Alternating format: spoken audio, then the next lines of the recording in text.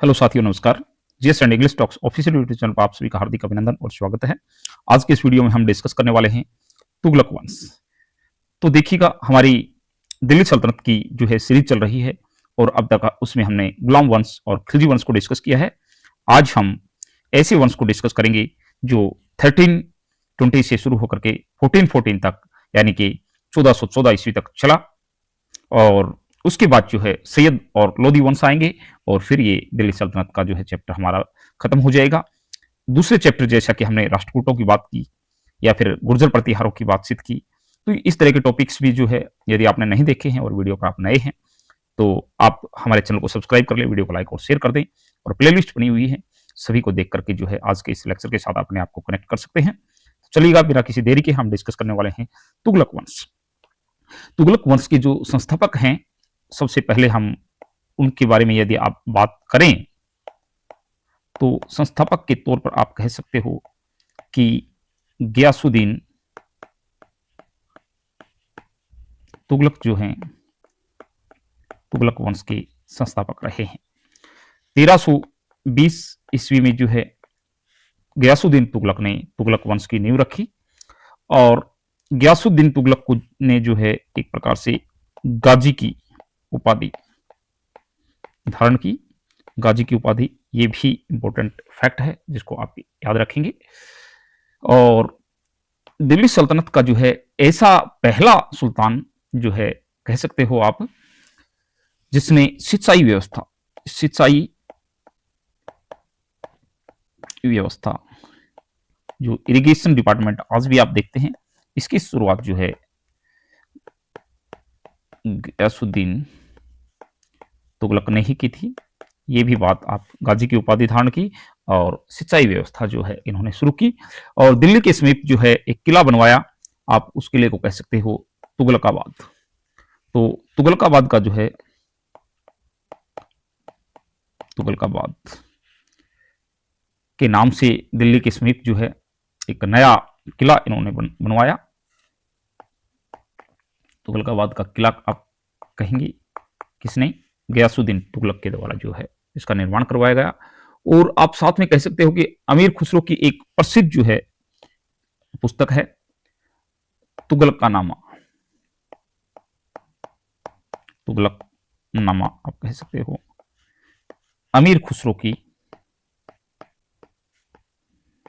वैसे भी ये क्वेश्चन आ सकता है कि तुगलकनामा के रचयिता जो है कौन है, तो इसमें जो है गियासुद्दीन के इतिहास का जो है वर्णन आपको मिलेगा। तुगलकनामा में पूछ लिया जाए कि किसका वर्णन मिलता है, तो गियासुद्दीन तुगलक का। और किसके द्वारा ये लिखी गई, तो आप कहेंगे अमीर खुसरो के द्वारा। ये सारी बातें जो है आप इस तरह से करते रहेंगे। उसके बाद जो शासक आता है, बहुत इंपॉर्टेंट, मोहम्मद बिन तुगलक। मोहम्मद बिन तुगलक। मोहम्मद बिन तुगलक बहुत इंपॉर्टेंट शासक रहा है।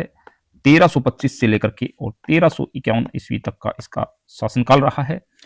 और इनके शासनकाल में जो है दिल्ली शासन या साम्राज्य कहीं कि अपने चरम पर भी रहा और अपने विघटन की तरफ भी चल पड़ा। यानी कि दिल्ली सल्तनत का जो शासनकाल विघटन और चरम जो रहा, वो आप कहेंगे मोहम्मद तुगलक, शॉर्ट में कह सकते हो मोहम्मद तुगलक के समय जो है वो विघटन भी हुआ और चरम पर भी पहुंचा। चरम के साथ साथ विघटन भी जो है इन्हीं के शासनकाल में देखने को मिलता है। ये बात बहुत इंपॉर्टेंट है अपने आप में। और मोहम्मद बिन तुगलक ने जो है, मोहम्मद तुगलक ने, आप कह सकते हो, मंगोलों को हराया। मंगोलों को हराया। छोटे छोटे फैक्ट के माध्यम से जो है आपका कंसेप्ट हम तैयार कर रहे हैं।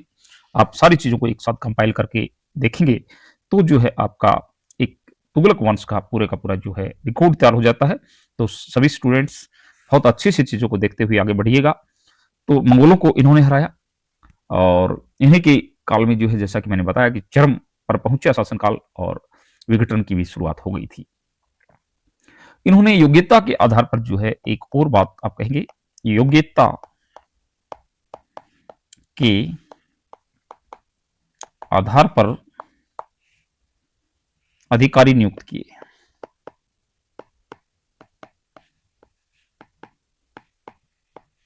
तो ये भी एक इंपॉर्टेंट बात, योग्यता के आधार पर जो है खुद भी जो है बहुत पढ़े लिखे थे अपने आप में। और एक और बात जो है मोहम्मद बिन तुगलक के बारे में आप कहेंगे कि वो धर्मनिरपेक्ष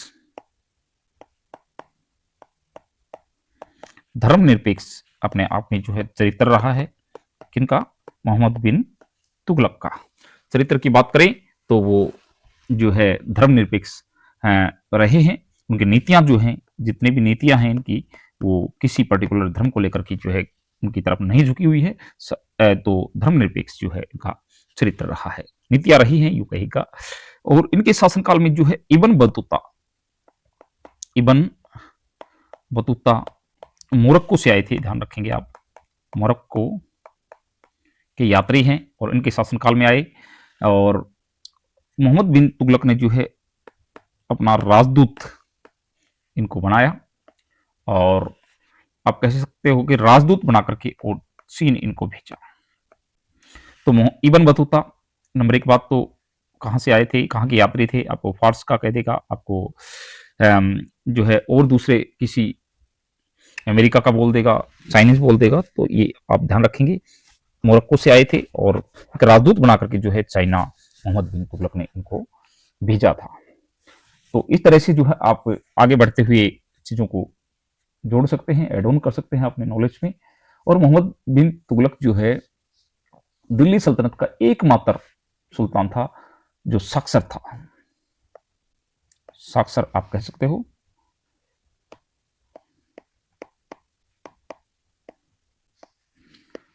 एकमात्र जो है साक्षर सुल्तान था जिसने धार्मिक और दार्शनिक शिक्षा हासिल की थी।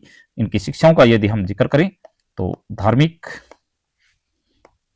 जो है और दार्शनिक, ये थोड़ा सा आप यहां से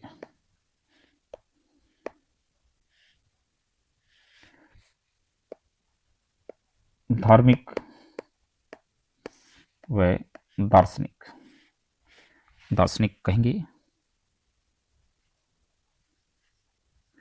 धार्मिक व दार्शनिक शिक्षा जो है इन्होंने हासिल कर रखी थी। ये सारी चीजें जो है मोहम्मद बिन तुगलक के बारे में आप देखते हुए आगे बढ़ते जाएंगे। और अपने विचार अपने समय से आगे, आप कह सकते हो, इन्होंने अपने समय से आगे की इनकी सोच रही है।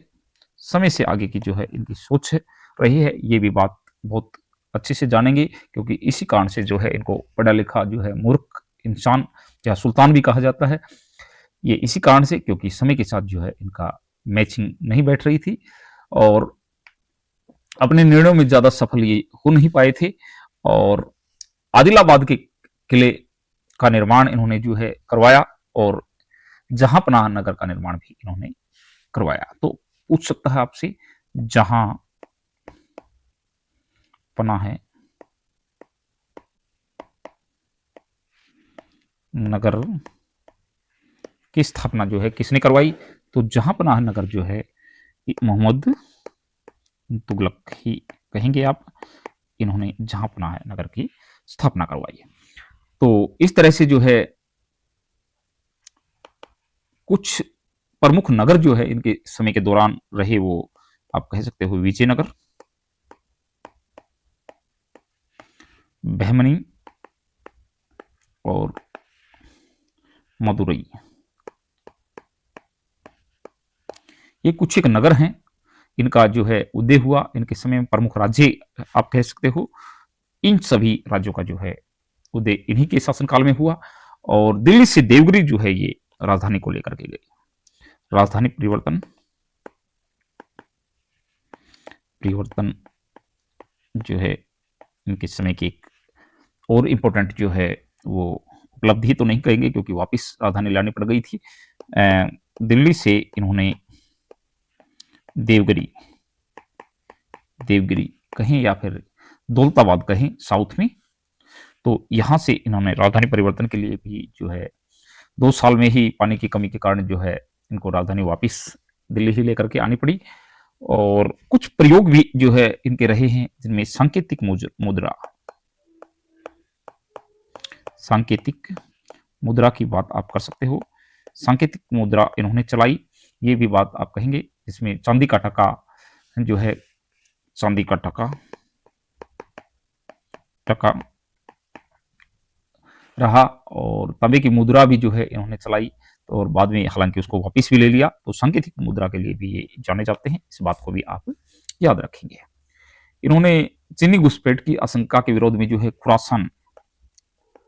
खुरासान जो है अभियान चलाया।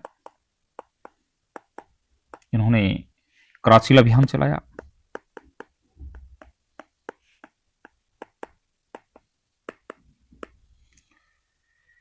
और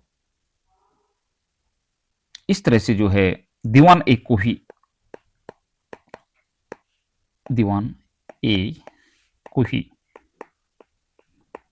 जो है कृषि विभाग था ये कि इसकी स्थापना इन्होंने की।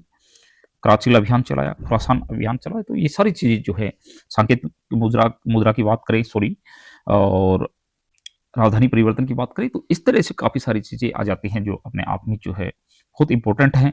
और ये सारी चीजें मोहम्मद बिन तुगलक के समय की जो है प्रमुख रही हैं, जिनको आप अच्छे से जो है कंठस्थ कर ले, ताकि किसी भी कॉम्पिटिटिव एग्जाम में जो है आपको कोई तकलीफ ना आए। उसके बाद अगला जो शासक रहेगा वो है फिरोज शाह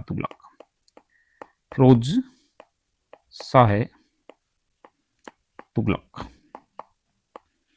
इनका समय जो है 1351 से लेकर के और 1388 ईस्वी तक का है, और काफी सारी चीजें जो है इनके द्वारा भी की गई, जिनको एक एक करके हम आज की इस वीडियो में देखने वाले हैं।